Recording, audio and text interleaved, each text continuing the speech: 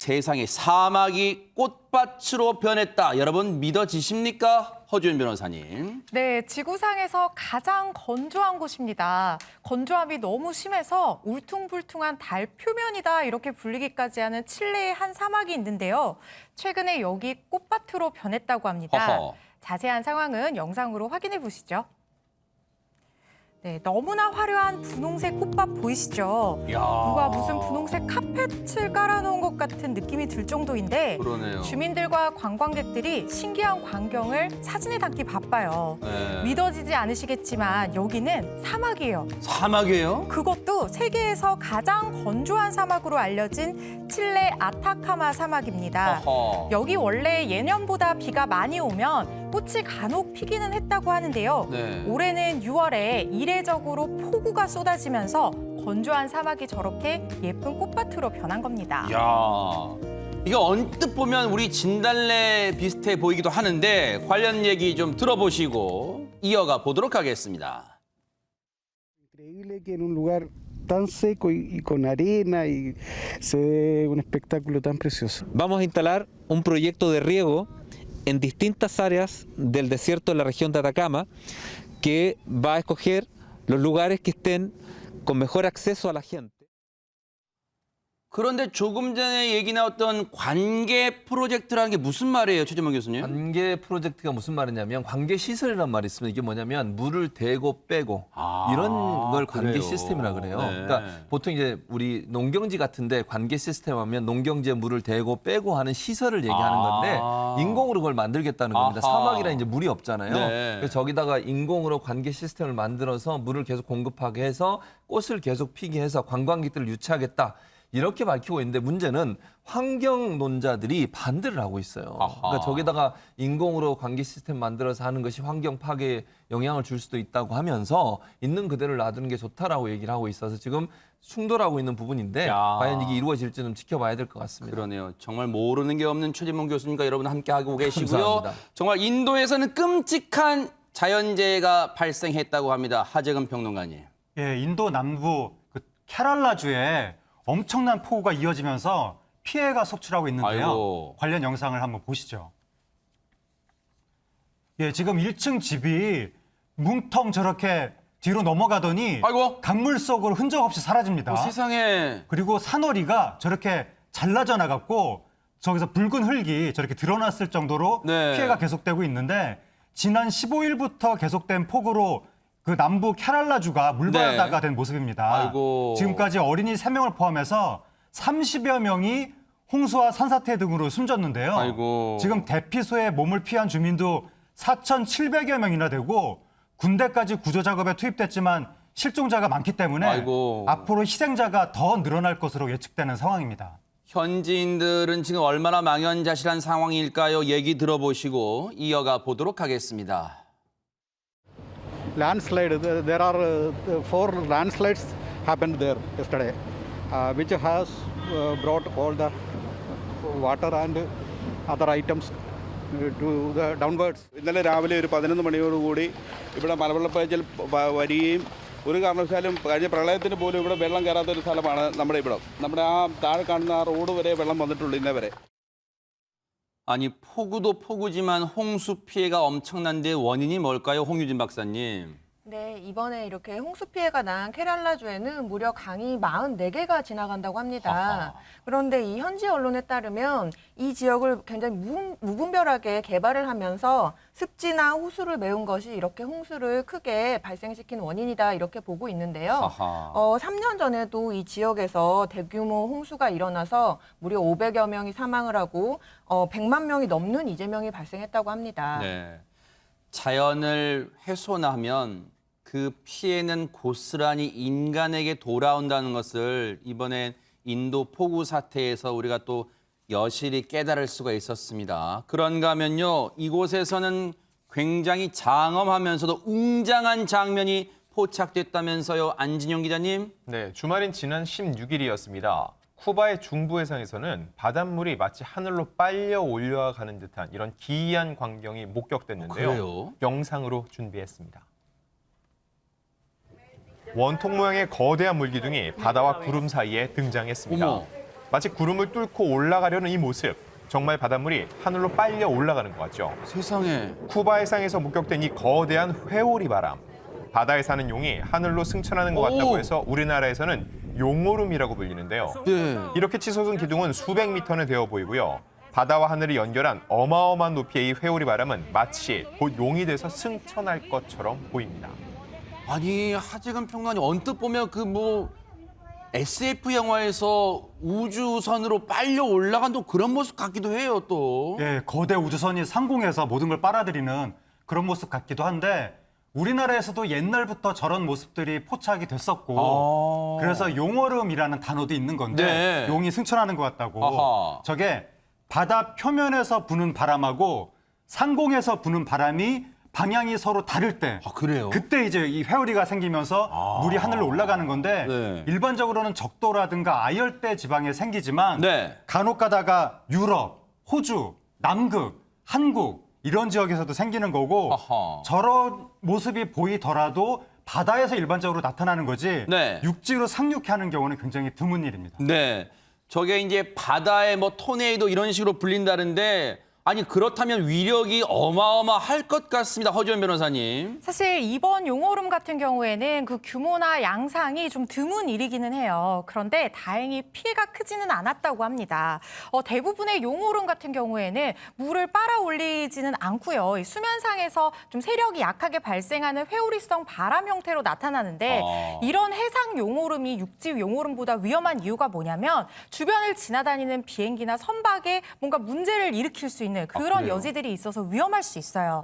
그런데 다행히 이번 용오름은 한 10분 정도 지속되기는 했지만 주변 선박이나 시설물에 피해는 없었다고 합니다. 천만다행이네요. 자, 그런가 하면 환경 보호를 위해서 여러분 뭐 재활용 중요성 다 아실 거예요. 그런데 이런 재활용 방법도 있다고 합니다. 최진범 교수님. 그야말로 황골탈태, 아하. 개과천선 이런 사자성어가 생각날 정도인데요. 네. 원래 목적과 다르게 다른 방법으로 재활용된 아주 기가 막힌 것이 있어서 소개해드리려고 합니다. 그래요? 영상으로 소개해드리도록 야, 하겠습니다. 솔깃합니다. 네. 예. 지금 페루 리마 지역의 한 마을인데요. 네. 동네 아이들이 새로 생긴 놀이터에서 신나게 놀고 있는 장면을 보고 계십니다. 아하. 오르락 내리락 시소도 재밌게 타고요. 네. 놀이터 왼쪽에 한쪽에 있는 그네는 서로 타려고 다들 순번을 기다리는 모습도 볼 수 있습니다. 아하. 그런데 이 네. 놀이기구들 알고 보니 뭔가를 재활용해서 만든 거라고 하는데요. 네. 바로 이겁니다. 보이시죠? 아니요? 총입니다. 아하. 예, 지금 여기 보이시잖아요. 이게 총으로 쓰여졌던 것들이에요. 이게 총이에요? 네. 아. 그러니까 총기를 이제 분해해서 가져온 건데 원래 총기를 만들었던 걸 분해해가지고 따로따로 만들어 놓은 거거든요. 그런데 총알도 보이고 이제 하네요. 그렇습니다. 아. 그래서 새까맣고 길쭉길쭉한 고철 덩어리 정체 바로 총이었습니다. 아하. 사람을 살생하는 데 쓰이던 총이 이렇게 아이들의 웃음소리 가득한 놀이터 놀이기구로 재탄생한 겁니다. 야, 오싹했던 물건인 줄 알았던 이 총이 재탄생했는데요. 관련 얘기 들어보시고 이어가 보도록 하겠습니다. A las armas que antes fueron usadas para delinquir, para asesinar, ahora esas armas son usadas para el bien de nuestros niños. Hemos dado un gran paso. 총기를 녹여서 다른 물건은 만들 수 있겠구나라고 생각은 할 수 있지만 야, 이렇게 재탄생할 줄은 몰랐습니다. 하재근 평론가님. 네, 굉장히 시사하는 바가 있는데 네. 총이라고 하면 폭력과 죽음의 상징이고 아이들은 평화와 미래의 상징이잖아요. 아, 그러네요. 야, 대박 그러한 사건. 총기를 녹여서 아이들을 위한 놀이터를 만들었다는 것은 이야. 이 공동체의 폭력이 근절되고 네. 미래의 웃음을 향해서 나아간다라는 네. 걸 강력하게 보여주는 것 같습니다. 그러네요. 역시 긍정적 해석의 대가이신 하재근 평론가님과 여러분 함께하고 계십니다. 자, 아주 치열한 싸움이 세상에 벌어졌다고 합니다. 허주연 변호사님. 네, 얼마 전에 호주에서 이런 싸움이 벌어졌다고 하는데 궁금하시죠? 궁금한 내용 영상으로 설명드리겠습니다. 뭘까요? 네. 네, 말없이 서로를 응시하는 두 마리의 캥거루, 전유리 감도입니다. 그리고 잠시 후 누가 먼저랄 것도 어머. 없이 벌떡 일어나더니 앞발로 저렇게 서로 가슴팍을 밀기 시작하는데요. 네. 그것도 모자라서 뒷발로 발차기까지 아이고, 시도를 아이고, 해요. 아이고. 야, 이거. 팽팽하게 싸움, 복싱하는 것처럼 보이기도 하는데요. 그러네요. 거친 싸움에 지친 모습이 역력한 이 두 캥거루의 모습이 또 보입니다. 하하. 이제는 서로 화해를 하나 화해포옹인가 했더니 아닙니다. 다시, 다시 아이고. 몸싸움을 이어나가네요. 네. 그런데 이 두 둘이요. 사실 지금 싸우는 게 아니라 놀고 있는 거라고 해요. 설마요? 애들이 싸우면서 크는 거다라는 말이 있는데 네. 이 캥거루도 싸우면서 크나 봅니다. 야, 근데 누가 봐도 싸우는 것 같은데요. 안진용 기자, 진짜 이거 노는 거 맞아요? 네, 저기가 어딘지 궁금하실 텐데요. 호주 빅토리아의 주의 레드박스 야생동물 보호소입니다. 사실 저 캥거루 이름도 다 있습니다. 눌라와 도비인데 네. 남다른 사연도 갖고 있어요. 그래요? 둘 다 고아입니다. 아이고. 가족이 없어요. 그래서 이 보호소에서 함께 자라서 친형제 같은 사이죠. 그래서 우리들이 보기에는 둘이 싸우는 듯 보이지만 실제로는 아주 즐겁게 놀고 있는 중이라고 합니다. 아, 그러네요. 그래도 다투는 게 아니라니까 천만다행입니다. 우리가 자기가 있어야 할 곳에 있어야 한다고 생각하잖아요. 그런데 바다 거북이 바다가 아닌 이곳에 있었다고 합니다. 하재근 평론가님. 예, 바다거북들이 에콰도르의 한 재활센터에 모여서 힐링을 하고 있다고 하는데 어허. 관련 영상을 한번 보시죠. 예, 지금 수십여 개의 욕조에 몸을 담그고 있는 것이 바다거북입니다. 아, 그래요? 그런데 바다거북들을 보면 등껍질이 여기저기 까이고 아이고, 패이고 그러네요. 뭔가 좀 다친 것 같은 상태인데 어. 알고 보니까 이 거북들이 비닐봉지가 해파리인 줄 알고 먹거나 아니면 그물망 등에 걸려서 부상을 입은 상태에서 이 어머, 센터에 오게 된 세상에. 건데요. 무려 300여 마리나 되는 바다거북들이 이곳에서 상처도 치료하고 인공 물갈퀴도 달고 그러면서 재활에 힘쓰고 있습니다. 세상에. 근데 다친 바다 거북, 저 거북들은 그나마 구조가 돼서 재활치료 받기에 망정이지 다친 거북들이 상당하대요. 재활센터 관계자 얘기 들어보시고 이어가 보도록 하겠습니다. Luego levantar información haciendo necropsias en el 2012 en diferentes playas, se puede observar que el 98% de las causas de varamiento y mortalidad de tortugas marinas era humano. Entonces, por eso se creó el centro, ¿no? Todas las tortugas que varan y no las rescatamos mueren. O sea, mueren a veces 3 horas, 4 horas, depende del sol, mueren. Si es que no se dan los primeros auxilios, mueren. 저 바다 거북들의 순환 알고 보면 다 우리 인간들이 원인 제공한 거잖아요. 홍유진 박사님. 네, 맞습니다. 이렇게 고통받는 동물들을 보면 굉장히 안타까운 마음이 맞아요. 큰데요. 이 에콰도르의 재활센터에서는 비단 바다 거북뿐만 아니라 펭귄, 바다 사자, 새 등도 치료 중이라고 합니다. 아, 저 보세요. 펭귄 다친 거 보세요. 아이고 세상에. 이렇게 치료를 하고 나서 재활 기간이 끝나면 다시 서식지로 돌려보내는 작업을 하고 있다고 하는데요. 네. 수의사들에 따르면 사람들이 버린 이런 쓰레기 때문에 굉장히 많은 동물들이 죽거나 혹은 다행히 구조가 잘 되어도 재활하는데 굉장히 많은 시간, 길게는 수년까지 걸린다면서 우리가 모두 바다를 깨끗이 사용하자라고 호소하고 있습니다. 그러니까요. 요즘 캠페인이 잘 돼서 홍보가 잘 돼서 이제 많이들 알고 계시지만 여러분 이 빨대 같은 거 플라스틱 빨대 같은 거 정말 함부로 이 하천에 버리지 마세요. 왜냐면 다 흘러 바다로 흘러가게 되면 저렇게 바다 생물들이 그걸 먹이인 줄 알고 먹게 되면 저렇게 다 큰 부상을 당하니까요. 우리 인간들부터 정말 조심을 해야겠습니다. 자, 그런가 하면 프랑스에서 열린 한 축구 경기에 특별한 선수가 등장했다면서요, 최재범 교수님. 예, 그렇습니다. 이 선수가 지난주에 프랑스의 자선대회가 열렸는데 아하. 거기에 출전을 했는데 맹활약을 펼쳤습니다. 그래요? 이 사람 누구인지 네. 깜짝 놀라실 텐데요. 영상으로 만나보시겠습니다. 프랑스의 선수다. 네. 네, 지금 보시는 저 선수입니다. 얼굴이 많이 익지 않으세요? 아니요. 환하게 웃으며 경기장으로 들어서는 선수, 바로 마크롱 프랑스 설마요? 대통령입니다. 예, 맞습니다. 어허. 프랑스 대통령 맞고요. 경기 전에 가볍게 몸을 풀면서 만반의 준비를 마친 마크롱 대통령. 이날만큼은 축구 선수로 변신해서 등번호 3번을 달고서 이야. 자선 모금을 위해서 각 지역에서 모인 병원 직원들과 함께 그라운드를 누비며 실력을 뽐냈는데요. 야. 마크롱 대통령은 페널티킥 키커로 나서서 전반전 시작 10분 만에 지금 이제 키커로 나선 모습인데요. 네. 득점에 성공하면서 환호를 받기도 했는데 네. 이날만큼은 어떤 선수보다 뛰어난 활약을 했다 이렇게 말씀드릴 수 있겠습니다. 아니 저 방금 골키퍼 막을 수 있었는데 일부러 대통령이 창그라서 못 막은 거 아닙니까, 오전 변호사님? 그러게요. 저도 왠지 그런 게 아닌가 싶은데 마크롱 대통령이 사실은 축구랑 관련해서 좀 인연이 있었어요. 아, 그래요? 유튜브 채널 출연해서 은바페 선수랑 직접 전화 통화를 하는 모습을 보여준 적도 있고요. 이 마크롱 대통령 본인도 축구 선수였던 시절이 있었다 이렇게 얘기를 했는데 실력은 좀 없었대요. 본인이 이제 후보 선수였는데 주전 선수를 도저히 따라 따라잡을 수가 없었다 이렇게 고백한 적도 있었는데 네. 다행히 이번 게임에서는 좀 멋진 모습을 보여줬습니다. 이 게임이 현지 시간 지난 14일에 프랑스 파리 근교의 한 마을에서 열렸던 경기인데 네. 파리 프랑스 병원재단의 기금 모금을 위한 자선 게임 행사였어요. 여기에 이제 마크롱 대통령이 선수로 출전을 해서 전반 10분 만에 저렇게 페널티킥으로 득점에 성공을 했어요. 네. 그런데 이 상대팀 직원이 네? 병원 직원이 선수로 뛰었는데 한 골을 또 성공시키는 바람에 경기는 1대1로 훈훈하게 무승부 마무리가 됐다고 합니다.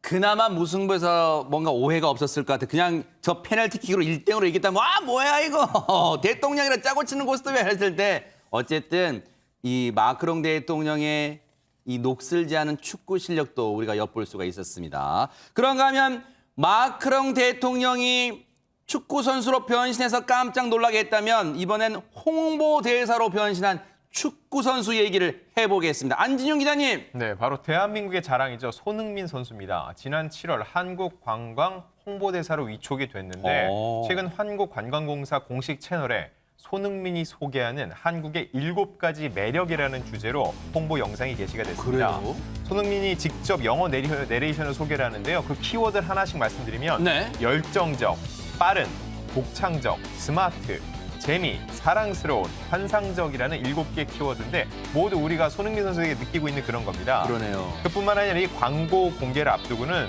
손흥민의 그 토트넘 연고지죠. 영국 런던에 손흥민의 모습이 담긴 2층 랩핑 버스도 등장했다는 소식입니다. 야, 진짜 최재문 교수님. 네. 손흥민 선수 몸이 10개라도 모자를 판이에요. 자기 클럽 토트넘을 위해서 뛰죠. 거기다가 먼 거리 대표팀 소집되면 진짜 원정 경기 가죠. 그리고 대한민국을 세계 만방이 또 알리고 있습니다. 그러니까요. 그러니까 정말 자랑스러운 선수죠. 그냥 선수를 넘어서서 대한민국의 전도사다. 그러니까 대한민국의 아름다움을 그러네요. 전 세계에 알리는 널리 그런 널리 역할을 알리고 하고 있다고 볼수 있습니다. 있습니다. 네. 그래서 This is my Korea라고 그러잖아요. 아하. 이게 저의 한국입니다라고 야. 하면서 홍보 영상을 내보냈는데 네. 영국에서 활동하는 동안에 팀 내에서도 그 전부터 지금 이게 영상을 만들기 전부터도 한국 문화 전도사를 자처했다고 해요. 아하. 그래서 뭐 예를 들면 동료들과 함께 한국 식당 찾아가서 음식 먹으면서 한국 음식에 대해 소개도 이게 불고기다, 이게 비빔밥이다 소개도 해주고 네. 또 하나는 뿐만에 알리라는 선수가 있거든요. 이 동료들에게 간단한 한국어를 가르치기도 한대요. 오, 감사합니다, 네. 안녕하세요 이런. 그러니까 결국 음식, 그다음에 우리의 언어, 그리고 우리의 문화 이런 부분들을 쭉 소개하면서 전 세계에 우리의 나라의 아름다움과 문화의 우수성을 잘 알리는 정말 대단한 선수다 이렇게 말씀드릴 수 있습니다. 그러니까요. 실력도 실력이지만 인성까지 갖춘 손흥민 선수가 대한민국을 널리 알린다고 하니까 참 으쓱해집니다.